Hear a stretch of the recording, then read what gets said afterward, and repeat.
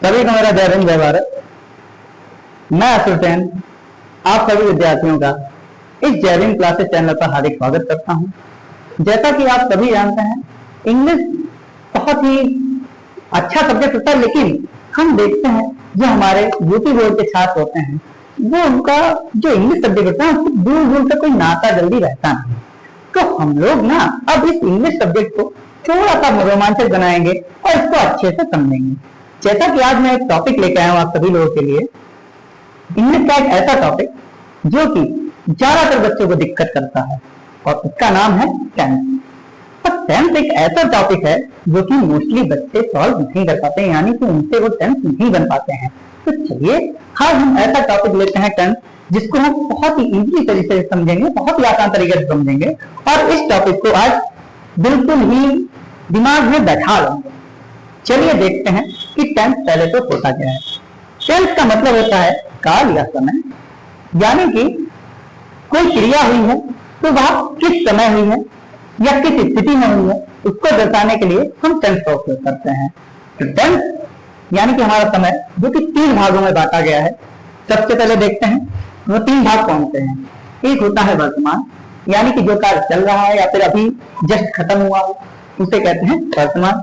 और एक होता है पास्ट टेंस, यानी कि कोई कार्य जो पहले हो चुका है, जो पहले खत्म हो चुका है, यानी कि इसको कहते हैं बीते हुए वक्त की बात। तो बीते हुए वक्त की बात किसमें जाती है? पास्ट टेंस में। फिर हम लोग पहुंचते हैं फ्यूचर टेंस में।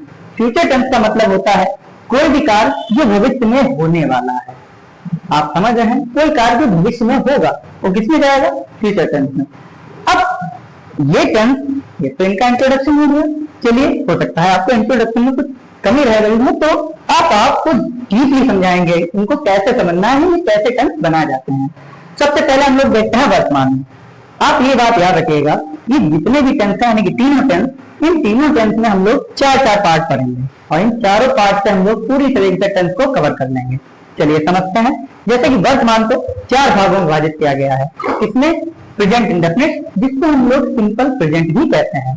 दूसरा है प्रेजेंट कॉन्टिन्यूअस, इसको फिर देखते हैं प्रेजेंट परफेक्ट, फिर चौथा आता है प्रेजेंट परफेक्ट कंटीन्यूअस। इसी तरीके से पास्ट इंडेफिनिट, पास्ट को भी 4 भागों में बांटा गया है, यानी कि पास्ट इंडेफिनिट, जिसको हम लोग सिंपल पास्ट भी कहते हैं। फिर दूसरा है पास्ट कंटीन्यूअस, फिर तीसरा है पास्ट परफेक्ट और चौथा है पास्ट परफेक्ट कंटीन्यूअस। फिर हम लोग इसी तरीके से फ्यूचर के भी भाग देखते हैं, जिसमें फ्यूचर इंडेफिनिट है, फिर फ्यूचर कंटीन्यूअस है, फिर फ्यूचर परफेक्ट है, फिर फ्यूचर परफेक्ट कंटीन्यूअस है। आइए हम लोग उनको बहुत अच्छे से डीपली समझेंगे। जैसा कि हमने टेंस के बारे में समझ लिया था, अब हम लोग टेंस का पहला पार्ट देखते हैं, इसको बोलते हैं प्रेजेंट टेंस। प्रेजेंट टेंस यानी कि वर्तमान काल। वर्तमान काल में हम लोग ने देखा कि 4 भाग होते हैं। कितने भाग होते हैं? 4 भाग। और 4 भागों में से पहला भाग आज हम लोग करेंगे प्रेजेंट इंडेफिनिट। चलिए, जिसको हम लोग क्या कहते हैं? सिंपल प्रेजेंट भी बोलते हैं, यानी कि साधारण वर्तमान। चलिए, अच्छा याद रखिएगा इन सब में क्या होता है, जितने वाक्य आते हैं प्रेजेंट इंडेफिनिट के अंतर्गत या जितने भी पार्ट आते हैं उन सब में एक कॉमन बात रहती है कि इन वाक्यों के अंत में ता है, ती है, ते है या फिर ते हो, यही आपको मिलेगा। और इसी से आप पहचान जाएंगे कि ये प्रेजेंट इंडेफिनिट का वाक्य है। जैसे कि अब आगे देखते हैं जो रूल्स हैं। याद रखिएगा कि हम लोग को टोटल 48 रूल पढ़ने हैं। जैसा कि हमने देखा कि टेंस के कितने हमने टोटल भाग देखे? 12 भाग। और उन 12 भागों के अंदर प्रत्येक भाग के अंदर 4 भाग होते हैं, अफर्मेटिव, नेगेटिव, इंट्रोगेटिव और इंट्रोगेटिव नेगेटिव। तो हम लोगों को हर भाग में ये 4 भाग पढ़ने हैं, यानी कि हम लोग को टोटल कितने भाग पढ़ने हैं? 48, यानी कि 48 रूल पढ़ने हैं, 48 नियम पढ़ने हैं। तो 48 में से 2 नियम आज हम लोग देखते हैं। जैसे कि पहला है अफर्मेटिव। अफर्मेटिव का मतलब रहता है सकारात्मक, सकारात्मक, और इसका मतलब होता है नकारात्मक। तो चलिए पहले हम लोग देखते हैं सकारात्मक भाग। जैसे कि इसका रूल लिखा गया है subject plus main verb plus object, यानी कि कर्ता। सब्जेक्ट को हिंदी में बोलते हैं कर्ता, मेन वर्ब को हिंदी में बोलते हैं मुख्य क्रिया और ऑब्जेक्ट को बोलते हैं कर्म। सब्जेक्ट का मतलब है जो कार्य करे, जो कार्य करेगा वही होगा सब्जेक्ट। मुख्य क्रिया क्या होगी? जो कार्य किया जाएगा या फिर जो कार्य किया जाता है उसको बोलते हैं मुख्य क्रिया। और कर्म क्या होता है? जिस पर कार्य होता है, जिस पर कार्य होता है उसको बोलते हैं कर्म। इसी तरीके से हम इसका रूल देख लेते हैं, subject plus main verb plus object. अच्छा, इसमें मेन वर्ब की हमेशा 2 ही फॉर्म लगेंगी, या तो पहली लगेगी या तो पांचवी लगेगी। अब ये पहली पांचवी फॉर्म क्या है? वर्ब की टोटल फॉर्म्स होती हैं 5। कितनी होती है? 5, जिसमें से पहली होती है प्लूरल वाली, यानी कि जिसमें ऐसे एक मिनट तक सीधे सीधे आप वर्ड जो बोलते हैं, जैसे गो हो गया, ईट हो गया, स्लीप हो गया, लिव हो गया, ये सब सिर्फ होते पास जो स्पेलिंग बोलते हैं यही होती है वर्ब की फर्स्ट फॉर्म। और फिफ्थ फॉर्म क्या होती है? जिसमें एस या ईएस लग जाता है, जैसा कि यहाँ पे लिखा हुआ है। फिफ्थ फॉर्म क्या होगी? एस या ईएस फॉर्म होगी। और फर्स्ट फॉर्म क्या होगी? सिंपल और प्लूरल फॉर्म। अब इससे हम लोग इसका पहला वाक्य देखते हैं, राहुल बाजार जाता है। अब राहुल बाजार जाता है, देखिए ता है तीन मिला, तो इसका मतलब ये प्रेजेंट इंडेफिनिट का वाक्य है, वो भी किसका है? अफर्मेटिव का। तो इसी के साथ हम देखते हैं, सबसे पहले हम क्या लेंगे? रूल के हिसाब से लेंगे सब्जेक्ट। तो सब्जेक्ट हमारा कौन है? कौन कार्य करता है? राहुल बाजार जाता है, यानी राहुल कार्य कर रहा है, तो सबसे पहले हम लिखेंगे राहुल। अब लिखा है बेटा मुख्य क्रिया, क्या आती है? मुख्य क्रिया। अब मुख्य क्रिया क्या आती है? जाना, खाना, पीना, सोना, उठना, बैठना, ये सारी होती है मुख्य क्रियाएं।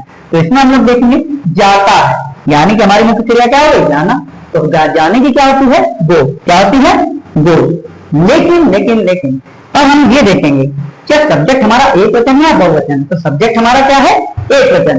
और इसलिए याद रखिएगा, अगर सब्जेक्ट एक वचन होता है तो क्रिया में हमेशा एस या एस लगाएंगे, यानी कि वर्ब की फिफ्थ फॉर्म लगाएंगे। तो गो के साथ हो जाएगी गो, यानी कि ईएस लग जाएगा। और गो के साथ कौन सा टिप्पा आता है? प्रिपोजिशन टू, तो हम लोग टू लगा देंगे। अब कहां जाता है? बाजार। तो बाजार को बोलते हैं मार्केट। मार्केट। तो क्या हो गया sentence? Rahul goes to market. ये हमारा पहला वाक्य तैयार है। चलिए एक बात ये है, ये भी देखते हैं, वे खाना खाते हैं। अब ये देखिए, ये सब्जेक्ट हमारा क्या है? प्लूरल है, यानी कि इसमें एक से ज्यादा व्यक्ति हैं। तो हम लोग सीधे सीधे देखते हैं, इसका इंग्लिश वर्ड क्या है? यानी कि दे। दे का मतलब क्या होता है इंग्लिश में? दे। अब याद रखिएगा, जैसे ही आपको प्लूरल सब्जेक्ट मिल जाएगा वैसे ही आप वर्ब की फर्स्ट फॉर्म लगा देंगे। कौन सी फॉर्म लगा देंगे? फर्स्ट, यानी कि गो। सॉरी ईट। क्यों? खाते हैं, खाते हुए क्या बोलते हैं? ईट बोलते हैं। तो दे ईट। और क्या खाते हैं?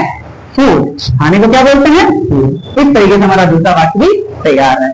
चलिए एक बार फिर देख लेते हैं, राहुल बाजार जाता है। राहुल एक वचन है, तो राहुल जब एक वचन है, यानी कि कर्ता हमारा जब एक वचन है, तो क्रिया के साथ एस या एस लगाएंगे, यानी कि गो में क्या लग जाएगा? यस। गो के साथ प्रिपोजिशन टू आती है, तो गो टू कहां जाता है? मार्केट। फिर अगला वाक्य देखते हैं, वे। वे यानी कि आ गया है प्लूरल सब्जेक्ट, यानी कि दे। तो दे के साथ हमेशा वर्ब की फर्स्ट फॉर्म लगती है प्रेजेंट इंडेफिनिट में, क्या रखेगा? तो दे ईट। क्या करते हैं? खाते हैं ना, तो ईट। और क्या खाते हैं? खाना। तो हो जाएगा फूड। इसी के साथ हम लोग अगले रूल पर चलते हैं, जो कि है नकारात्मक यानी वैल्यू। इसका रूल क्या रहता है? इसमें थोड़ा सा आपको दिक्कत हो सकती है शुरुआत में, लेकिन बाद में आपको दिक्कत नहीं होगी, क्योंकि इसके मैं आपको बाद के बाद में बनवाऊंगा। चलिए देखते हैं, इसका रूल क्या रहता है? Subject plus helping verb. Helping यानी कि मुख्य क्रिया। इसमें मुख्य क्रिया सॉरी सहायक क्रिया, इसमें सहायक क्रिया आ जाती है, जिसमें सहायक क्रिया लगती है डू या डज। क्या लगती है? डू या डज। अब हम लोग आगे समझते हैं डू या डज कैसे लगेगा, तो हम लोग वाक्य के अनुसार देखेंगे। फिर आ जाएगा इसमें नॉट। तीसरे नंबर पर क्या आ जाता है हमारा? नॉट।